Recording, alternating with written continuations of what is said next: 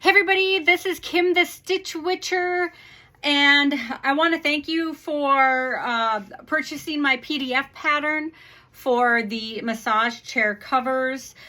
This is a tutorial kind of how to work on the casing and getting around the curves.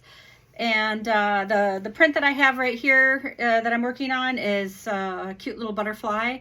And yeah, so I figured doing an actual video is going to help better than paper, just because like creating a digital pattern is really difficult. This is easier for me anyway. So yeah, all right. So let me put my other contraption on here, which is this guy. And I'm going to set my phone right up here so then you can see me working from a different angle. All right, so generally I like to start with the casing. I've already started working on this, but I figured I would just stop and do a tutorial. Start with any of the straight flat sides, and we're going to fold it over. I would probably say 3/8 of an inch, and then bring it up to about 1/2 an inch. And let me grab my pins here. And then we're just going to pin that in place. And then maybe work your way down a couple more inches here. Same thing, just make sure it's straight.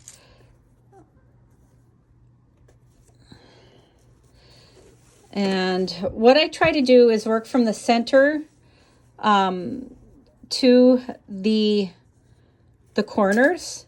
So then this way, when we meet, I'll show you how we get through those curves.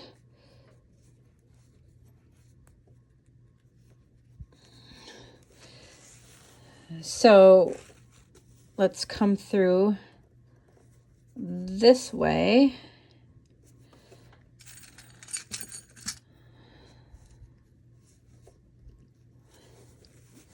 Just to give you an idea how we work this. All right, so here's our curve. So we're just going to, same thing, flip that 3/8 and then kind of lift it up about 1/2 an inch. I know in the tutorial I mentioned 1/2 an inch and 1/2 an inch, but either way. Okay, so we brought the curve up, so now we got these weird little folds, right? So this is when we kind of cinch it. So we've got this funky piece here between the pins sticking out. So fold it, try to keep the same 1/2 an inch up. And you're going to start cinching it. It's going to be a little weird, but it's okay. You'll get through it. It's hard looking through the camera and doing this at the same time.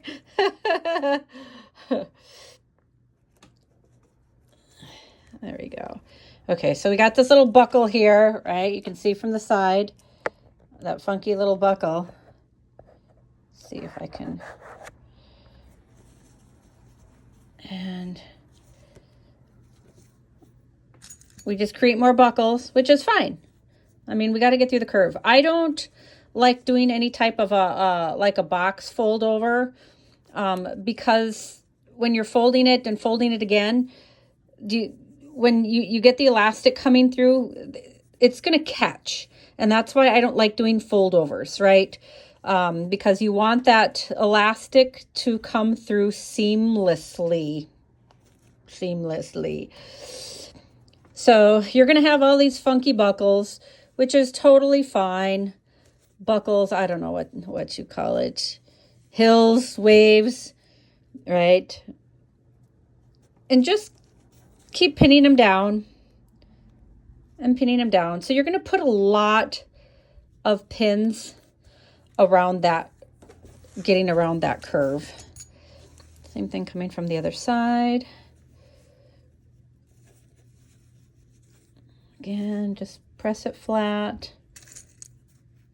And you can eyeball it. You don't have to draw chalk on it, right? You just know, right? You just know when you press it and you keep it straight. As long as if you measure that first one, that's all you need for your guide, right?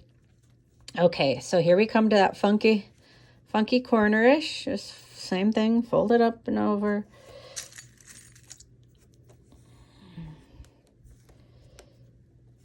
Get through these buckles here.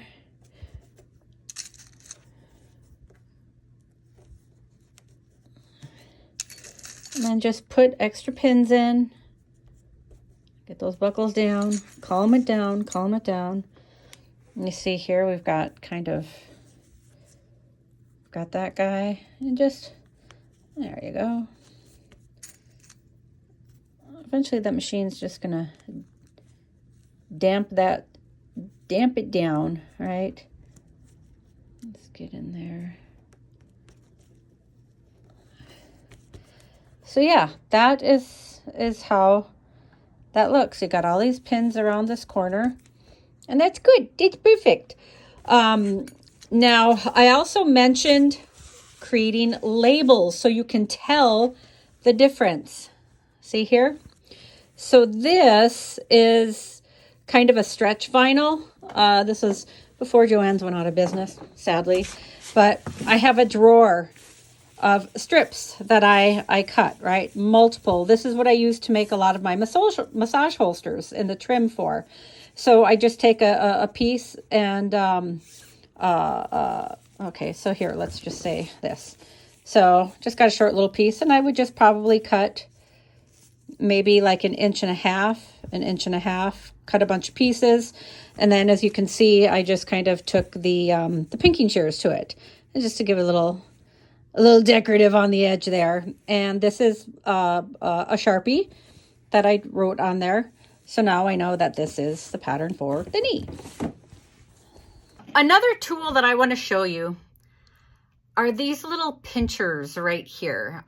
Generally they're like for jewelry, but let me tell you how amazing it is to use it when you are stitching over a lot of bumpy things under the machine, and you're helping to push it along.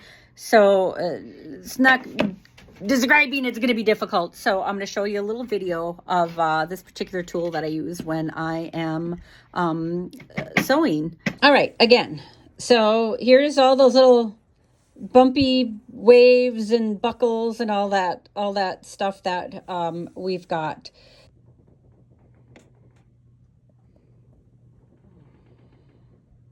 Now, generally when I start, just so I have a good placement, is I'll start right up kind of like at the top where the label is.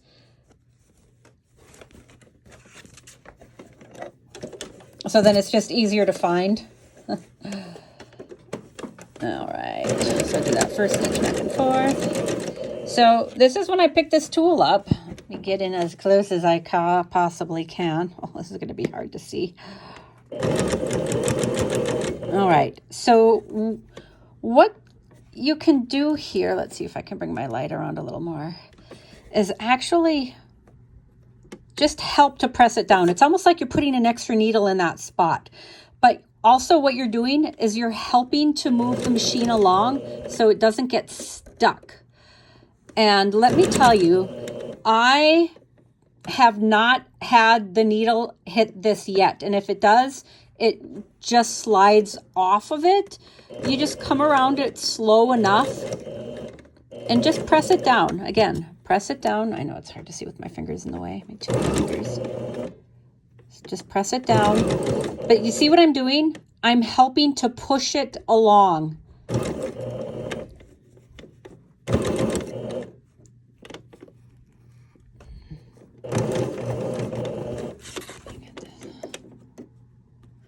Again, there's a big buckle there. Let me just kind of push that down.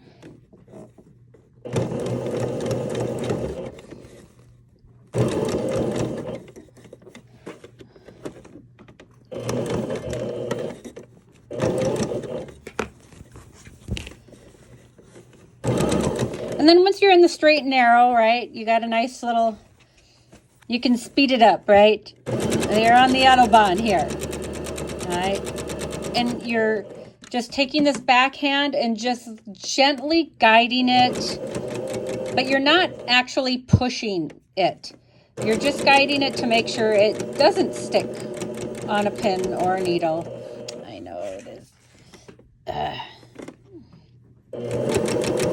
Focus is terrible. I'll get this figured out.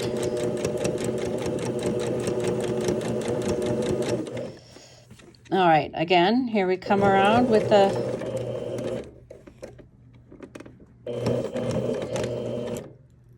and push that little bumper down.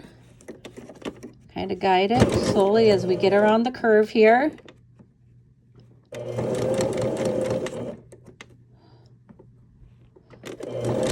Push it along, push it along, push it through in case it gets stuck.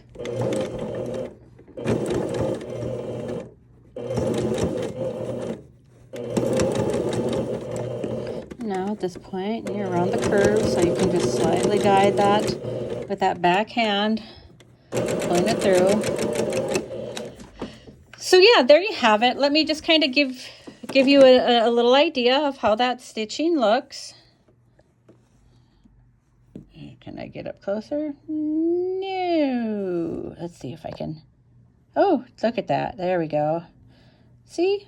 Yeah, kind of skipped a little spot there. And you can just go over that. But otherwise, there you have it. So that's how you get through those curves. So now here's where we started.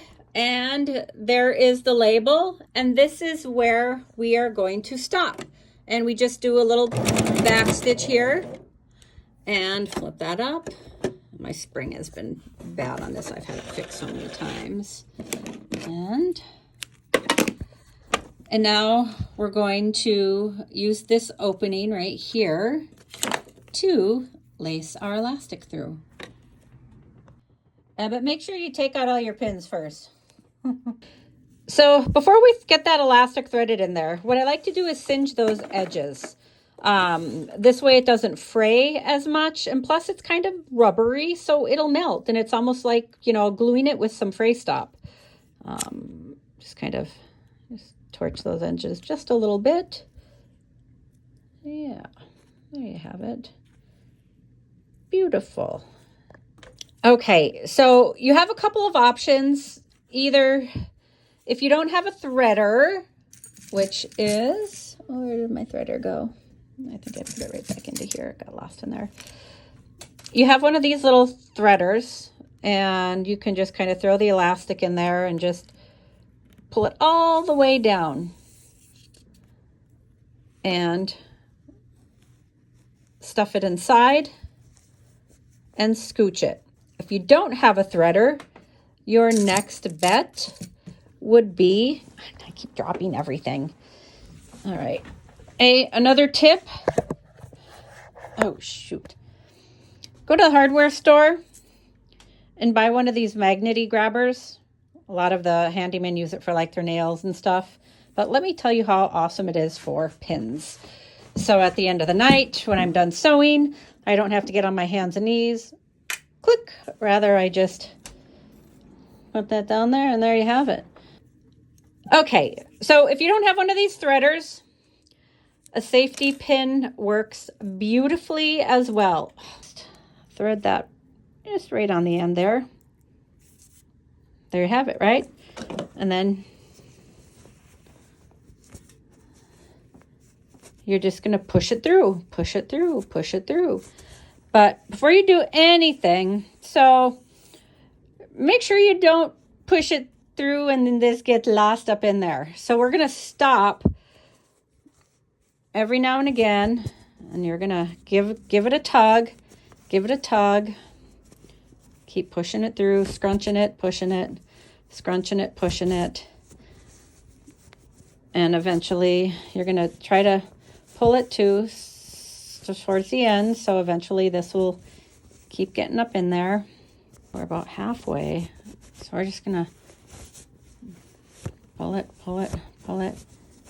You see. So generally what I will do at this point is just take this loose end and stick it right where the insertion point is and just pin it in place. That way you don't lose it when you're threading it. All right, so now we're getting to the meeting point, and let's just kind of pull it again, pull it again, pull it again, just a little bit more. There we go. So we free up some space. You're gonna pop that needle right out. Try to keep it as flat as possible. Unpin it, and pull it out of there. And now you are going to unpin the other piece of elastic that's hanging out there and grab them both, flat edge against flat edge, and also give them a pin to secure them when you're stitching. And then we're going to come over and set that pin down in there. And then just do your back stitching. Once you get a few stitches in there, take that pin out. The other thing you can do is pull on the thread slightly so it gets over that pin. Once you get through the first back and forth, take that pin out, and then just back and forth, back and forth, back and forth. It's gonna look messy, but who cares? All right, there you have it. It's secure, it's good. Now you're going to just completely even the wrinkles out. That's how I describe it. And now we get back to our opening there. You'll see that. And we're going to bring it back on. And bring it just like a ½ inch or so from where so the stitching is here, so bring it back a ½ inch. And then again, back stitch and close that up.